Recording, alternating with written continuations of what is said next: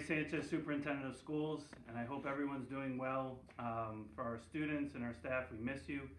But during this period of time, the Chief of Police and I have decided to read some books to our students and to our families, hopefully with the intent of kind of engaging and enjoying some texts that we've selected.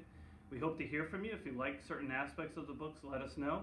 So I'm going to read today, and then every other day we're going to alternate. So tomorrow you'll hear from the Chief, and then I'll come back, and then the Chief again, and we'll continue this pattern, and hopefully throughout we hope you enjoy, and we hope you're reading your own books as well. So I've chosen a book to start us off. It's called The Incredible Book Eating Boy, and it's written by Oliver Jeffers. Hope you enjoy. So Henry loved books, but not like you and I love books. No, not quite. Henry loved to eat books. It all began quite by mistake one afternoon when he wasn't paying attention. He wasn't sure at first and tried eating a single word just to test.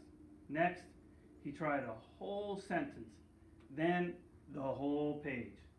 Yes, Henry definitely liked them. By Wednesday, he had eaten a whole book. And by the end of the month, he could eat a whole book in one go. Henry loved eating all sorts of books: storybooks, dictionaries, joke books, books of facts, even math books. But red ones were his favorite, and he was going through them at a fierce rate. But here's the best bit. The more he ate, the smarter he got. He ate a book about goldfish, and then he knew what to feed Ginger. Before long, he could do his father's crosswords in the newspaper, and he was even smarter than his teacher in school. Henry loved being smart. He thought that if he kept going, he might even become the smartest person on earth. So he kept eating books, and he kept getting smarter and smarter and smarter.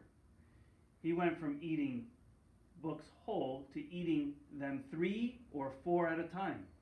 Books about anything. Henry wasn't fussy, and he wanted to know it all.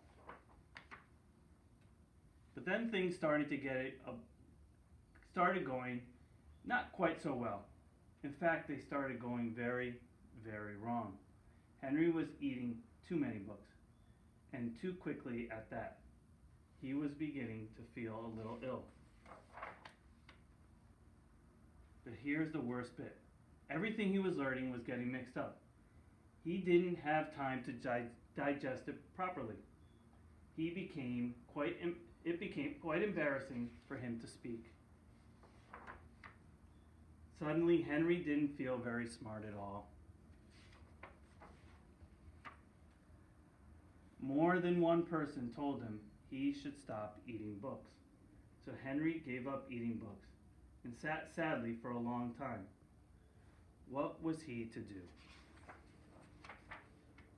Then, after a while, and almost by accident, Henry picked up a half-eaten book from the floor. But instead of putting it in his mouth, Henry opened it up and began to read. And it was so good.